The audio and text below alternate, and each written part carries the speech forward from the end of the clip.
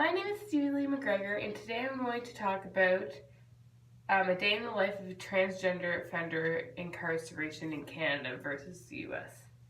So first, let's take a quick look at the Canadian timeline of major events that have occurred in regards to transgender incarceration.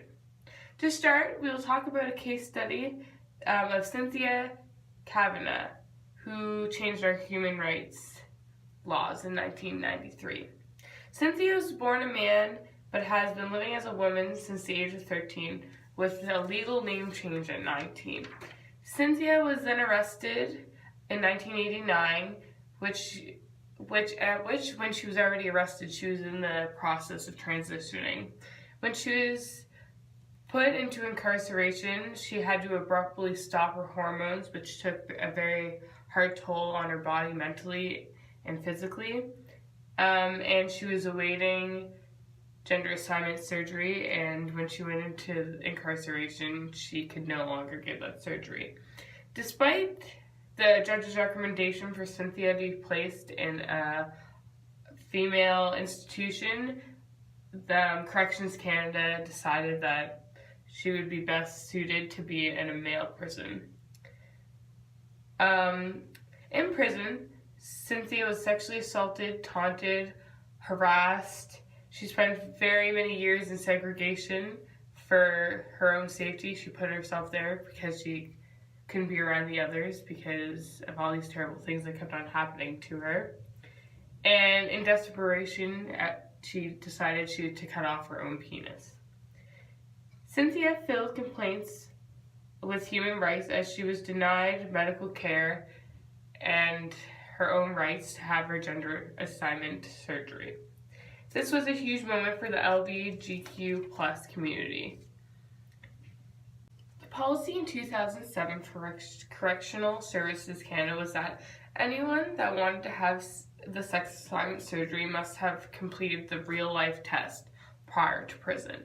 Now, the real-life test is when you have to have a gender specialist watching you and guiding you through this, and you have to spend a whole year as the sex that you are wanting to change to.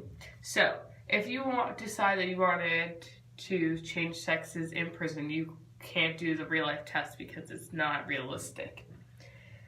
So, this policy also froze transgender people in the exact spot they were. So, if they were transitioning into a female and they were taking hormones, they couldn't finish their transition. So they would be continuing taking the hormones that they were taking, like the exact same dose, when they went into prison, which was very detrimental for the offenders. I'm now going to show you a video of how the changes are to come into place in Canada. Recently, Ontario's Minister of Public Safety and Correctional Services announced a change in prisons regarding transgender inmates.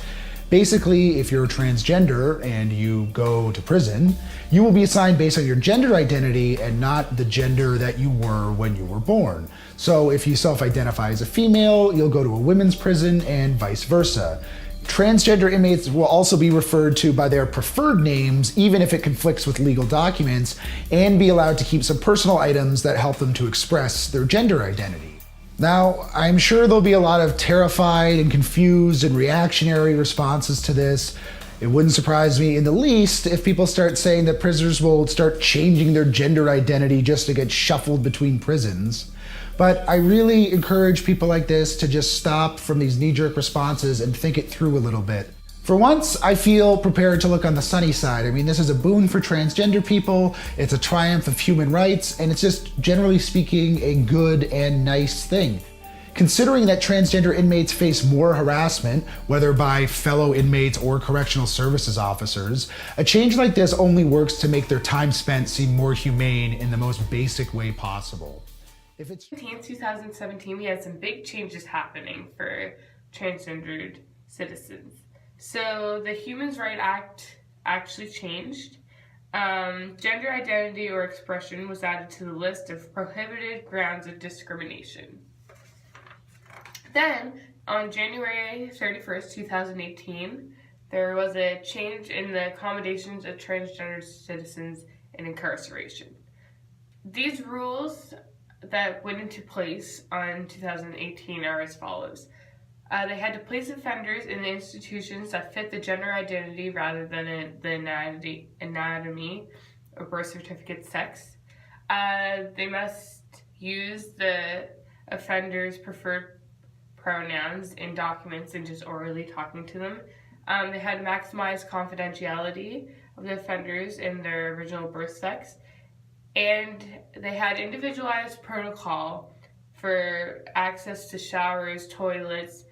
They got to choose if they wanted male or female to conduct their searches, everything like that. So this was a big step.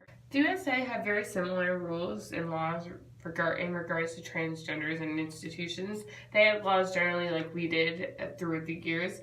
In 2016, they made a law stating that transgender offenders were able to have a voice and where they would be placed. It didn't mean that the judges in the Corrections Canada would always listen, or corrections institutions would always listen to them, but they had a voice. They'd have a meeting with the people to talk about where they think they would best fit. However, in the USA, they were forced to stop their hormone treatments right away when they went into incarceration in 2016. In May 2018, President Donald Trump announced that regardless of the offender's gender identity, their progress, their values, anything, they'd be placed in the institution that their biological sex stated at birth. So this was very detrimental